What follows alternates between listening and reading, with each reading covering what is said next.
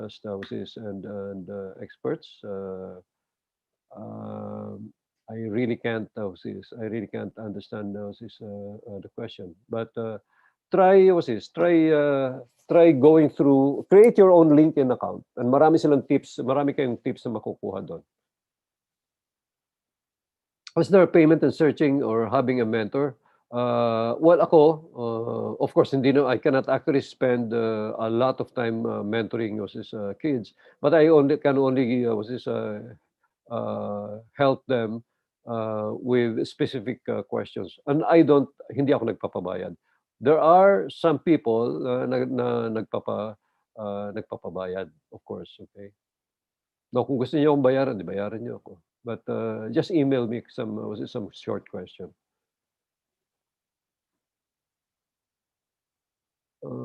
How can we protect ourselves from people who want to steal our identity? Okay, that's the reason why I usually I usually encourage some of my friends, okay, as much as possible, huwag kayong maglagay ng yung litrato nyo lang yun nandoon. That would really actually get or let people just grab that picture and put in your name there, tapos gagawa sila ng bagong account. It is also for that reason that a lot of professionals do not anymore have FB account. Okay, tama ito. Another good tip is to join seminars and training workshops. Never stop learning. Isa yan sa mga unang-unang hinahanap naman ng mga kumpanya. Kasama po ba sa paglilinis ng social media account yung ano yan? Yung mga shared memes? As much as possible, i-delete mo na lang yon. I-delete mo na lang yan. As we're in the area of digital technology, nasagot ko na yan kanina. Ano pa ba?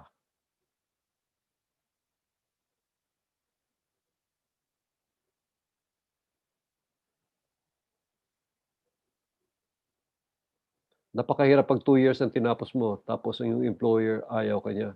Naku, ang daming mga kumpanya naghahanap ngayon ng ng empleyado. Kung ang hinahanap nila, nakalagay doon sa nila is college graduate, pabayaan niyo na yan. Ang dami-daming kumpanya diyan na hindi nga hindi sila very, very specific kung tapos mo yung ang hinahanap nila is yung skills na meron ka or yung ability mo to actually learn.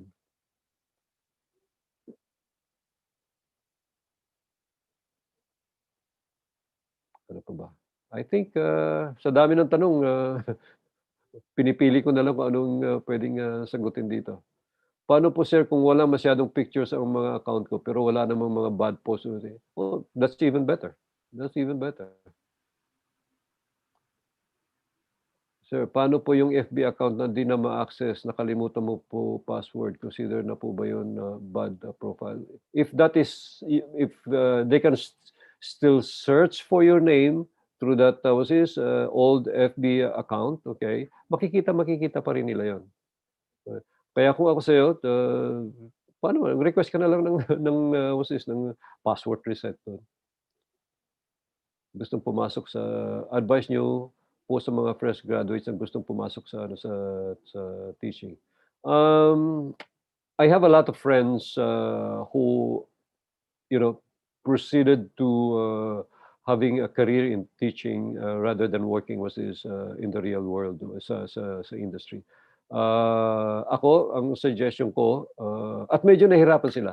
Kaya ang suggestion ko, get some experience muna sa labas and then while in fact while working, you can actually start teaching. And then eventually, pwede ka mamili kung ano ba talagang para sa'yo. Ay, si Maria Sina Gabello, okay? Nice to see you once again. Okay. Nice to hear from you as well. That's really fresh graduates from Metro Manila rather than students who graduate from the provinces, okay? Ay, hindi ko masyado alam ngayon. Kasi ngayon, I think hindi na masyado eh. Kaya lang ako kasi galing ako ng probinsya at alam ko na nahirapan ako dati. Okay, unang-una, I come from Mindanao. So yung diction ko, yung accent ko, medyo hindi katulad ng mga accent ng mga taga rito. Kaya ah, medyo hindi impressive yung mga unang-unang interviews ko noon. Kaya yun yung mga taong gusto kong tulungan. Required po bang sumagot ng English sa interview once na ang tanong ay English? Of course, yes. So this is another tip that I would like to give, everyone, okay? Try to brush up on your English. Try to brush up. Puwedeng mag-Taglish from, once in a while, but if you're asked, a question in English, try to actually answer back, in English as well, okay? Hindi mo naman kailangan all throughout the interview is kailangan ka mag-English, eh. From time to time, pakita mo marunong ka mag-English during the interview. Nag-leave na sana ako but, di siya direct sa form. Puwede humingi, okey, hindi pala yun. So, what if a person want to maximize the data of, him for some reason but the person is skilled, will there still be a hierarchy in the applications? Depende. Most, recruiters nga sabi ko ngayon ang hinahanap nila ngayon diyan is, okey, ano yung skills na meron ka? At kung merong diploma, well and good kasi puwedeng, that is actually one way of showing na nandodo'n talaga yung foundations ng skills na hinahanap nila, okey. At makikita rin na do'n nagpursige ka talagang matapos mo yung kurso. But if you have the skills, kahit hindi ka college graduate at makita nila yung klase ng appetite mo for learning, they will certainly hire you. Of course, the other side of that is that sino ka ba? Ano bang personality mo? Bibigyan mo ba ako ng problema? Okay. Magnanakaw ka ba dito sa ano, sa kumpanya? Mandadaya ka ba dito? Manloloko ka ba?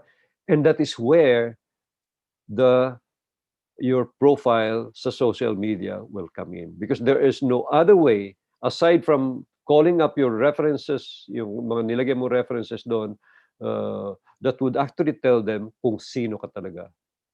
Ngayon, your social media post would actually tell your recruiters a lot about you.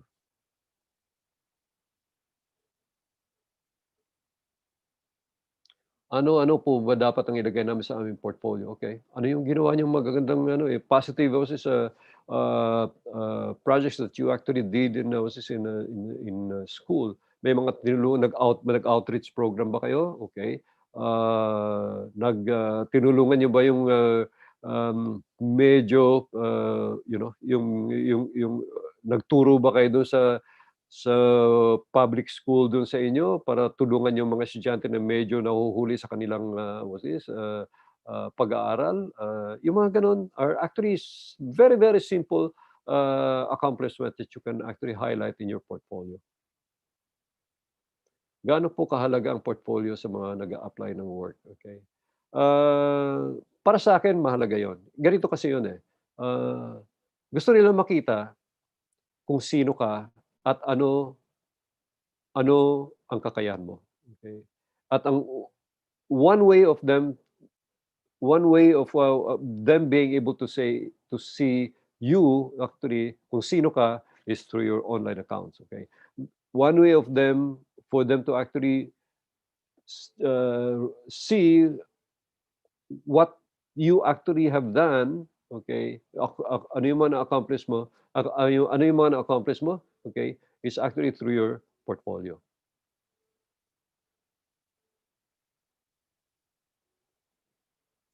Okay, ano pa ba dito?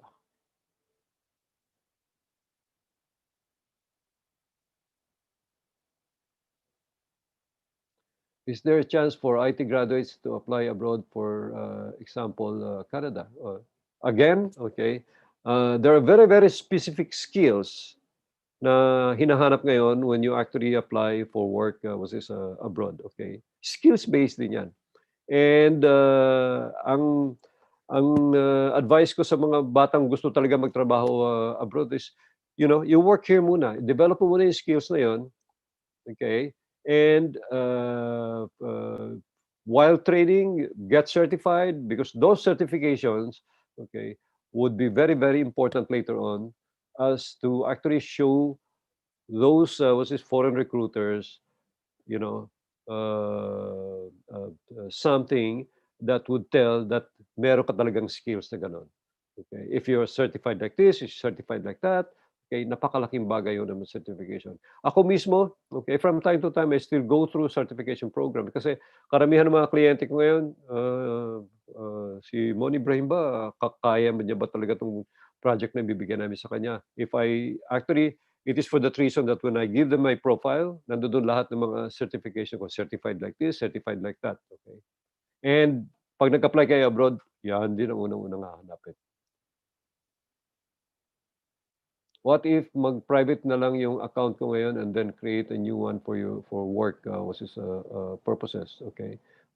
As long as hindi na nila ma-access yung, yung, private, account mo. But ang problema kasi diyan is yung mga tinag mo dati nandodo'n sa kanila, eh. Yung mga taong tinag mo, nandodo'n sa kanila yung ano, yung mga post na ginawa mo dati. And that lalabas yan when they actually was this, uh, uh, uh, when they search for your name.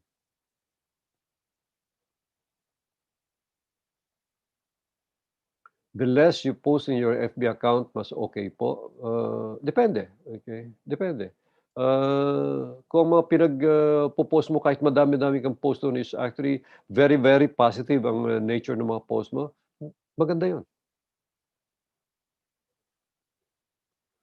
Sir, paano po maging, freelancer, okay? Unang-una, you really have to be very, very skilled, dun sa field na gusto mong, pasukan as a, freelancer.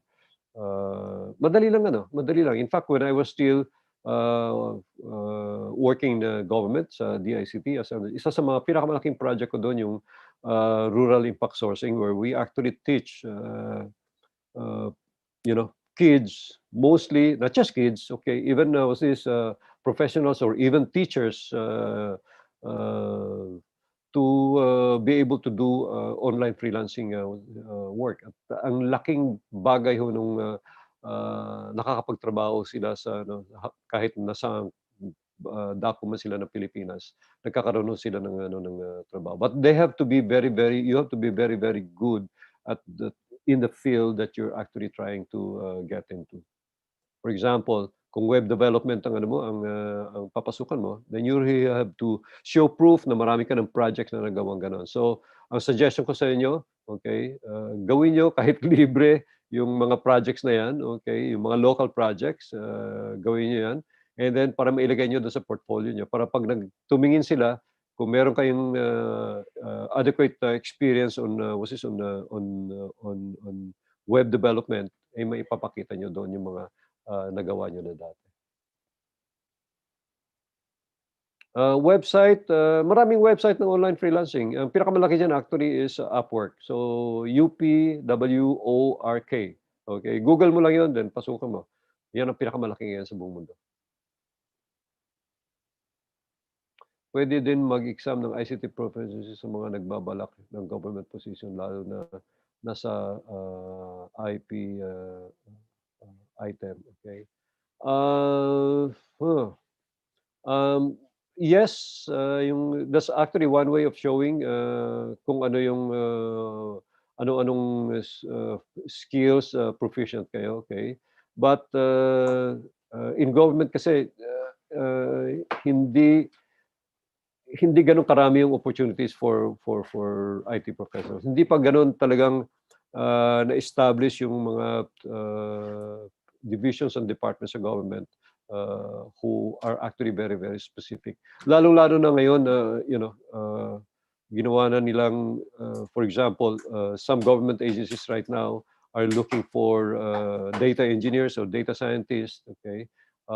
Very, very specific na rin yung hinahanap nila. Pero bihira silang naghahanap ngayon ng mga, ah, yung mga entry level skills na ano na ng mga professionals. Sir, some of my acquaintances lagi nilang sinasabi na mas okay ang company na maraming hinihinging requirements lalo na 'pag valid IT valid ID kaysa sa company na walang requirements na hinihingi dahil sa mga benefits from, government, okay? Whether you're working for big companies like San Miguel Corporation or working for, a small, e-commerce, trading, company, okay? Everyone will actually have to conform sa lahat ho ng mandatory, benefits na, siniset ho ng ano ng batas natin. What if, Ano yun? Sir, may I ask how could improve my name status in Google? I already joined in many associations, groups, and other education sites. Okay. Cora Digest, Triple E, ACM, and many more. Then ilagay mo yun doon. But ang suggestion ko, wag mo, uh, uh, put it doon sa bagong account na i-create mo sa LinkedIn profile. Maraming mga kayong mga YouTube videos na makikita on how to actually create a very professionally looking LinkedIn account. Doon niyo na ilagay lahat ng yung mga associations na nasalihan niyo na. Sir, what can you advise for fresh graduates na gusto pumasok sa IT industry? The same advice that I actually just presented to you guys. Okay? Uh, Unang-una, linisin niyo yung social media accounts niyo dahil, naku, kung hindi maganda yung makikita nila do'n,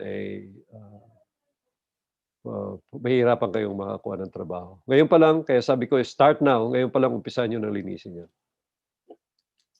Ano pong puwedeng mga magandang work sa government? Although ako hindi naman talaga ako career government dahil nag-retire na ako sa private sector bago ako pumasok sa government. Ang dami hong magagandang trabaho, very, very meaningful at ako saludo ako sa mga naging kasamahan ko sa government, for their passion really to help, to help, the Filipinos, okay? Hindi mataas ang sweldo pero nandoon sila dahil gusto po nilang tumulong and really salute them. Maraming opportunities sa government. Kung minsan nga lang, especially sa IT, hindi masyado talaga hindi pa talaga na-institutionalize sa structure nila yung mga IT positions. What if you're in the age 20 to 30 and you just finished your studies and don't have any work experience at all? Would it be fine? Sabi ko nga, kung wala kang maipakitang skills na yun, it's actually being able to show them that ganito yung mga pinagagawa ko while I was in the schools, okay? At ganito yung mga pinag-aralan ko and makita nila doon sa mga interest mo, sa hobbies mo, you're reading books or learning or nag-enroll ka sa mga free courses sa Coursera and everything, okay? That would definitely put you one step ahead over the rest of the applicants. Paano po ang may tattoo? Okay. Yung mga tattoo ngayon hindi na katulad nung panahon ko na 'pag may tattoo ka ang tingin sa'yo is, dating galing ka ng city jail, okay. Ngayon, even professionals, marami akong nakikitang may tattoo sa kanila.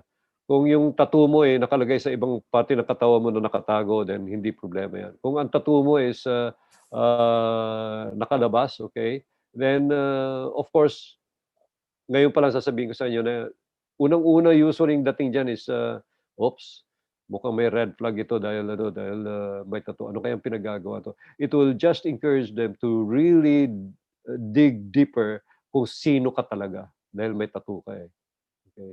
So, for those of you na wala pang tattoo, 'wag na kayo muna magpa-tattoo at, saka na lang 'pag nakakuha na kayo ng trabaho. Sir, may I ask if there are specific jobs for IT graduates on cruise ships? Okay. I really don't know. But just like any organization, I would like to assume that there are opportunities for IT graduates there. Hindi ko lang alam kung anong skill set ang hinahanap nila. Okay. About sa mentor po, paano po kung wala po ako makita na makakapag-enhance ng skill ko po? Should I take online course or webinar like this? Okay. Definitely, taking online courses or participating in webinar like this would definitely help. It's going to really be of big, big help, okay? Ngayon pa lang nakita mo, ito pala mga ginagawa ng mga recruiters. Unang-una pala nila ginagawa, gino-Google nila ako. And kung ngayon mo lang nalaman yun, then at least nakatulong na ako kahit papaano sa sa'yo, no? But tawag dito, definitely at makikita nila if you're actually getting into online courses, makikita nila, itong taon 'to mahilig ito mag-aral, okay. At very, very positive ang, was isang, impression na makukuha ho, nila sa'yo tungkol sa'yo.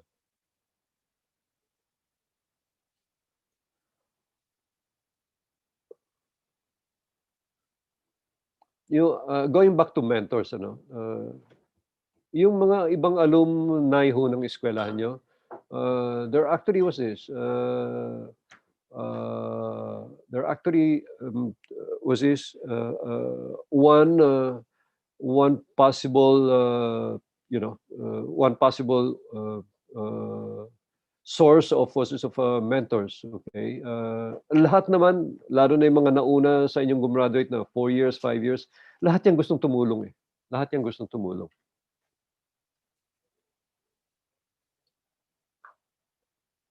As a government employee po, ano po ba ang best na initiative, suggestion, advice for ICT lalo na more websites is na-compromise po, ano po bang yung dapat na magiging action natin, paghahanda na dapat gawin ng, isang ICT, which is, management, okay? Uh, Marami akong, nadinig na cases na na-compromise yung kanilang, which is yung kanilang, website, okay? Then as long as you're actually able to which is to explain to, your potential recruiters, kung anong nangyari, I think, maiintindihan naman nila yun, eh, maiintindihan nila yun kung anong, nangyari dun. Unless of course yung content nung mga na-compromise na ano na website, actually hindi maganda. But, it's you just have to be very, very transparent about, what happened, okay? And, maiintindihan nila yan, maiintindihan nila yan. If you're working now for a government agency, I suggest, you, unang-una, you, make sure that, your, infrastructure is very, very secure. Oh, you're welcome. Ang dami akong nakikitang mga nagte-thank you dito. You're very, very welcome. Nakakatabaho ng puso 'yan, kahit papaano alam ko na nakakatulong kami sa inyo. Bukod po sa civil service licensure, ano po bang ibang requirement para makapag-work sa ano, sa government, okay? I think again, there's actually no difference between working for government and working for the private sector, okay? Silver yung civil service, was is, eligibility mo is actually just, a proof, that of you what you're capable of, okay? In the same way that in the private sector, okay, kung minsan titignan nila yan sa mga certifications na nakuha mo, as a, proof that, either you have the skills or you actually, are able to learn new skills. Ano pa ba? Continuing with my previous question, what are the remediations I can do with my SlideShare account having an inappropriate username, given that changing the user isn't, possible? For example, I have a profile, SlideShare, okay. This cannot be changed, okay. I really don't know. I really don't know what you can actually, do there, okay. That's why, my advice to everyone right now is when you're actually creating, accounts, whether content, like YouTube and SlideShare and, just, plain social media, please please make sure that you only put in there very, very positive things, okay? Hindi yung doon ka makikipag-away sa tao or, you use it to actually put people down. Now, in your case, yung SlideShare, I really don't know what you can actually do there.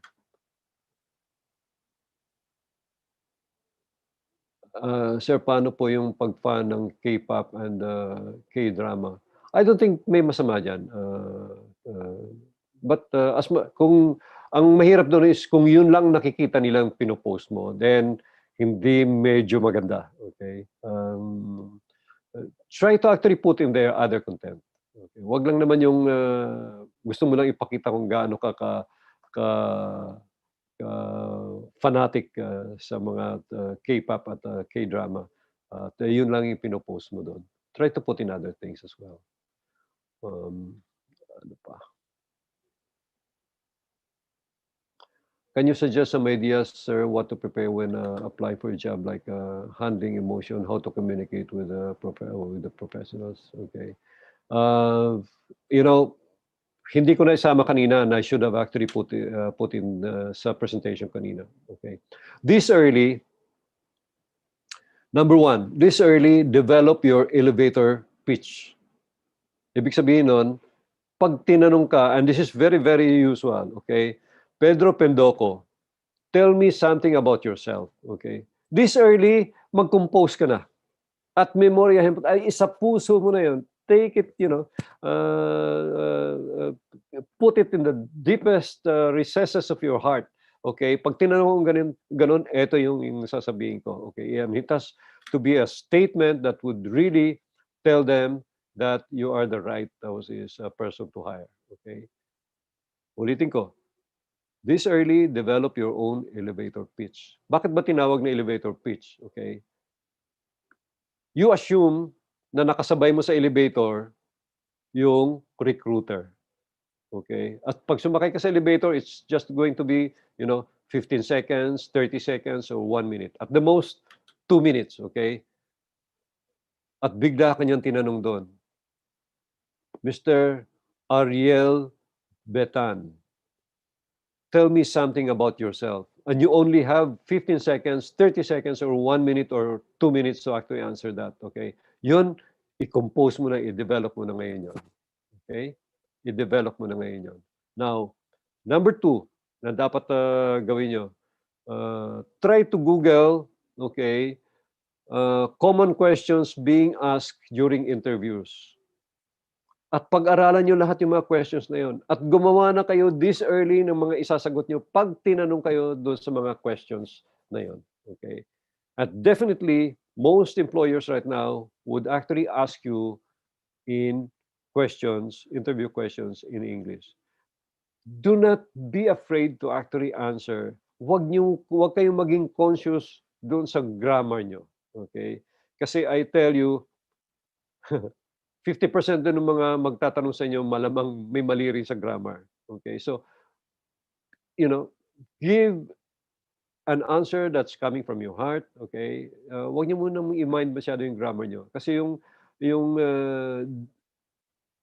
English communication skills you will actually come in later on. And it has to be something that that is going to be a product of a continuous learning process even after college.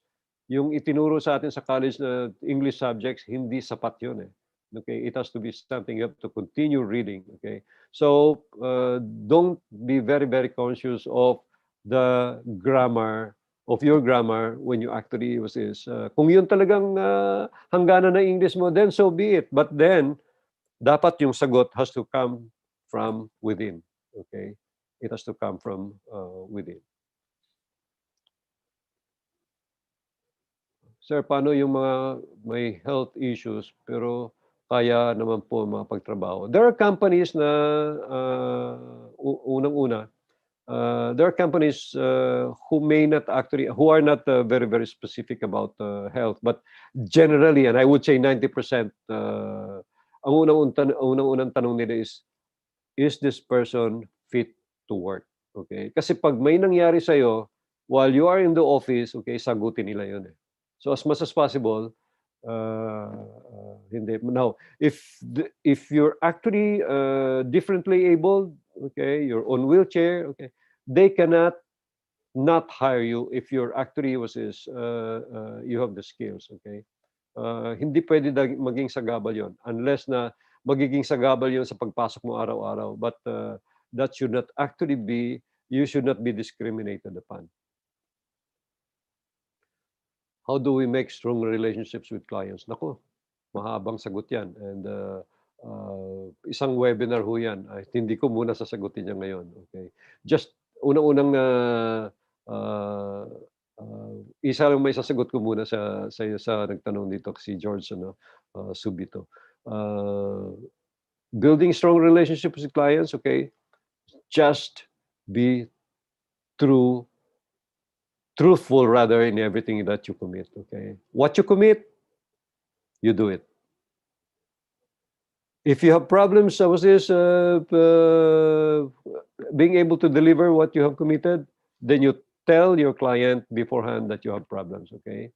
Uh, wag yung sasabihin mong, sir, I'll be there at 3 o'clock in the afternoon at darating ka doon is alas 5 or even 3:15, okay? That is not the good way of starting a strong relationship with your client. Ano pa ba? I'm a vocational graduate, computer technician, and got a job in a logistic firm as an IT support. I have the skill sets but can't get a higher position due to my educational background. Okay. Um, if this is something that is going to prevent you from moving up, there are other companies na pwedeng mag-hire sa inyo. Okay, at tinatahulan na ako ng aso ko dito at may gusto so I will have to cut my um, replies to some of your questions. Pwede niyong itanong, pwede niyo akong i-email for some of the other questions. I think biglang naging 100 plus yung mga questions dito na hindi ko masasagot. But let me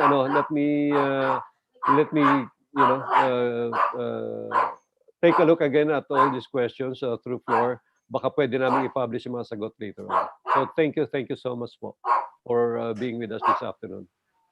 Thank you, Sir Mon. Yes.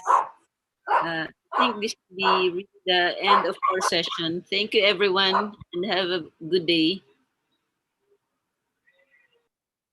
Thank you.